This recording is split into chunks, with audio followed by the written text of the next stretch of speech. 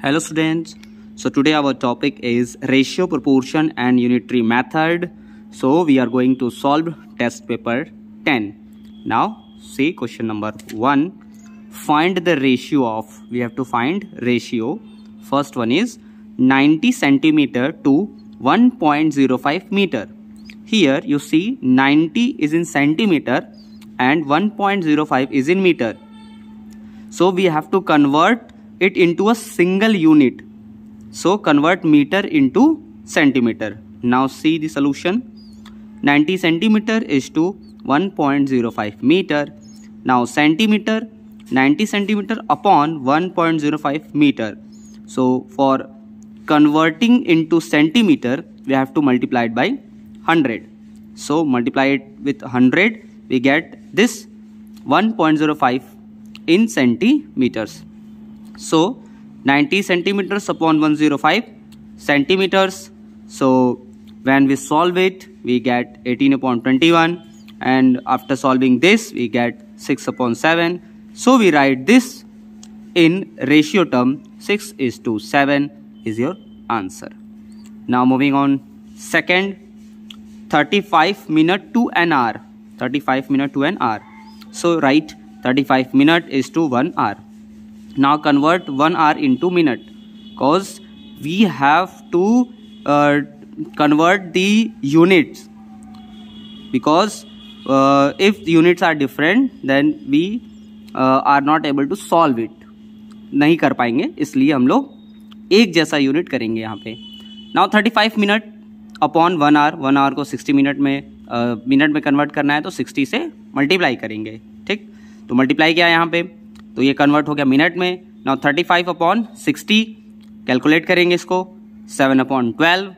अब ये नहीं फर्दर, अब इसको नहीं कर पाएंगे calculate, so 7 upon 12 is the answer. Now moving on to third, C 150 ml to 2 liter. 150 ml to 2 liter. So write in the ratio 150 ml is to 2 liter. Now convert this liter into milliliter.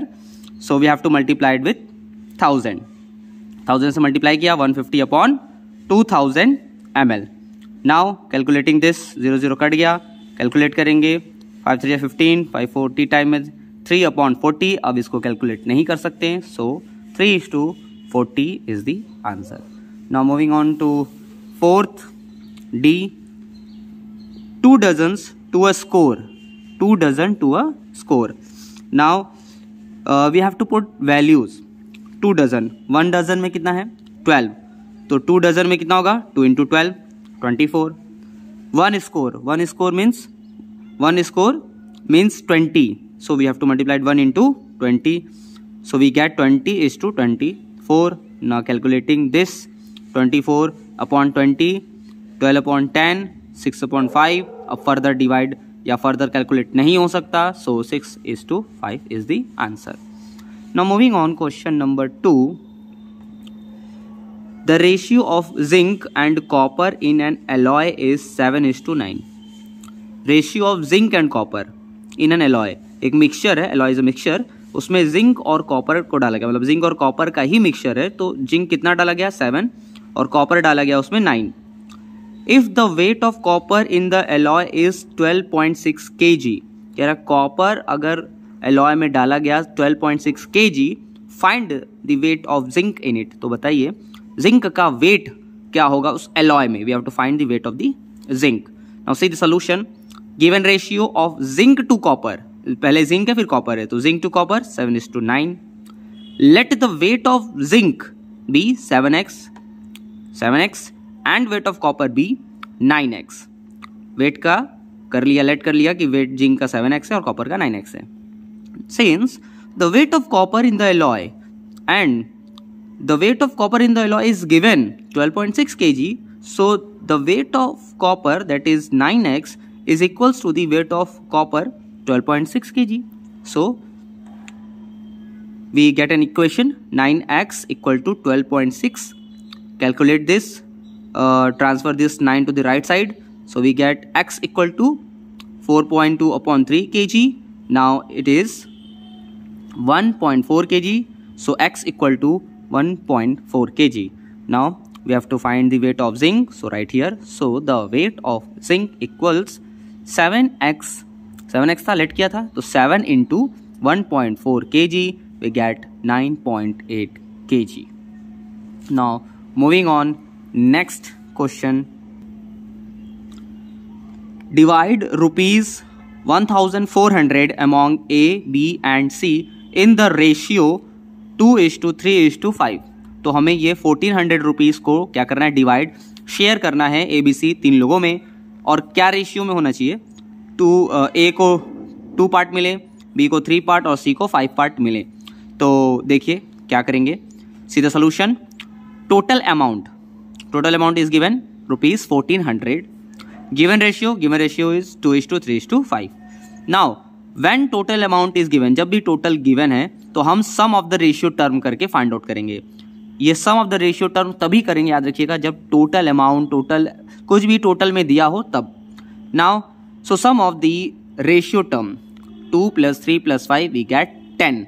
So therefore A share is 2/10 of 1400. Calculating we get rupees 280. B share is 3/10 of 1400. Calculating this we get rupees 420. And C's share we have 5/10 of 1400. We get 700 rupees. So इस तरीके से solution करेंगे इसका. Now moving on, question number 4.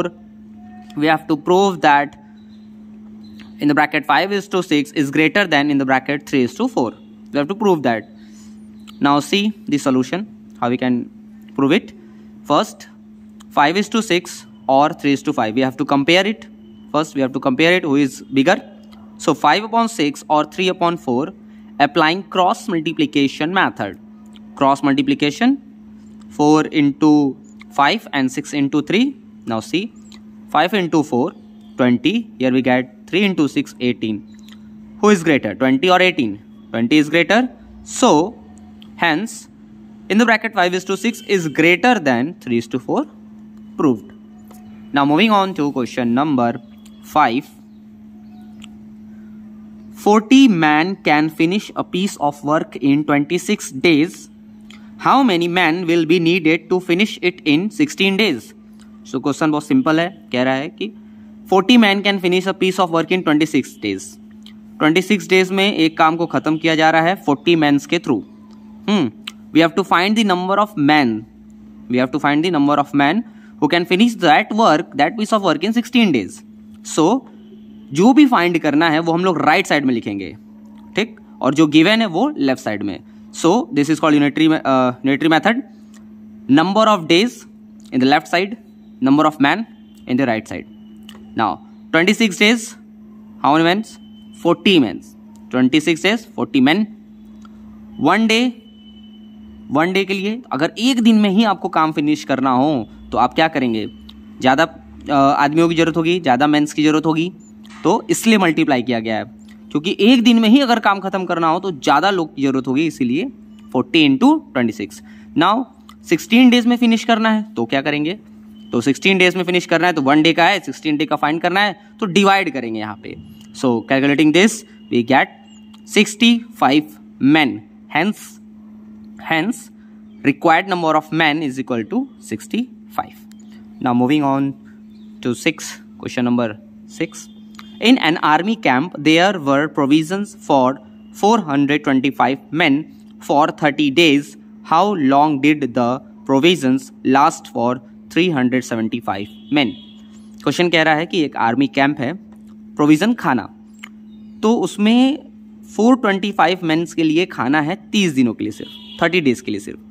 How long did the provisions last for 375 men? अब अगर केवल 375 men हो तो वही सेम प्रोविजन, मतलब सेम खाना जो है, जो अनाज है, वो कितने दिन तक चलेगा. So we have to find out the days, number of days. So write number of days at right side and number of men at left side. Now see 425 man है, 30 डेज है. अगर एक मैन हो, एक आदमी हो, तो कितने दिन तक चलेगा, तो अगर एक ही आदमी खाएगा तो ज़्यादा समय तक के लिए चलेगा, लॉन्ग टाइम के लिए चलेगा, इसीलिए मल्टीप्लाई. 30 इंटू 420। अब 375 लोग आ गए हैं, लोग हैं, तो कितने दिन तक चलेगा? तो देखिए यहाँ पे एक आदमी का तो हमको मालूम है, 1 मैन का मालूम है, हमें 375 का फाइंड आउट करना है। सो डिवाइड करेंगे, कैलकुलेट करेंगे, कट करेंगे और कैलकुलेट करने पे हमें मिलेगा 34 days. Hence the required number of days equal to 34। Now moving on to next question. Now find the value of x when 36 is to x, proportion x is to 16. Now let us find it. 36 is to x, proportion x is to 16. Now 36 upon x, proportion it means equal to x upon 16. Using cross multiplication method, we get 36 into 16 equals x into x. Now 36 into 16 equals x into x, x square. Now when we transfer this square to the left side, this 36 into 16 goes in root, so we call it under root 36 into 16. We get 36, 6 into 6, this 16, 2 1 ja 2, 2 2 ja 4, 4 2 ja 8, 8 2 ja 16. So break it into pieces and now we have to drawn out. अब हमें इसमें से क्या निकालना है, तो हमें मालूम है कि जब भी स्क्वायर रूट में होता है तो हम पेयर में से निकालते हैं। तो 6 और 6 में से एक 6 निकल गया, इस 2 के पेयर में से एक 2 निकल गया, इस 2 के पेयर में से एक 2 निकल गया। क्या मिला? 6 into 2 into 2 equals x. Multiply करेंगे, here we get 24 equal to x. Hence the required value of x equal to 24। तो जो एक्स की वैल्यू थी वो 24 है। Now moving on the last question number 8। Show that 48, 60, 75 are in continued proportion. ये हमें पता करना है कि कंटिन्यूड प्रोपोर्शन में है, लगातार। तो कंटिन्यूड प्रोपोर्शन के लिए क्या होता है, जो मिडिल में नंबर हो या मिडिल में जो नंबर लिखा हो, डिजिट हो, वो 2 टाइम्स हो जाता है। 2 टाइम्स इन द सेंस कि 2 तरफ हो जाएगा। कैसे? देखिए यहाँ पे कंटिन्यूड प्रोपोर्शन में क्या होता है कि जो बीच का जो नंबर है वो 2 टाइम राइट करते हैं। किस तरीके से? तो 48:60 पहला रेशियो बनेगा, प्रोपोर्शन 60:75। तो जो नेक्स्ट रहेगा राइट साइड में वो 60:75 बनेगा। तो इस तरीके से हम बीच वाले नंबर को 2 टाइम राइट करते हैं, 2 टाइम राइट करते हैं, ताकि वो कंटिन्यू प्रोपोर्शन में बन जाए। नाउ कैलकुलेट करेंगे इसको। 48/60 इज इक्वल टू 60/75। सॉल्व करेंगे, कट करेंगे, so we get 4/5 is equal to 4/5। Same है, तो हैंस तो हम कह सकते हैं कि 48, 60, 75 आर इन कंटिन्यूड प्रोपोर्शन। जो शो करना था वो शो हो गया। ठीक है, so this is the solution of question number 8 and you have to write in your copy and listen it very carefully and understand it. Okay, thank you.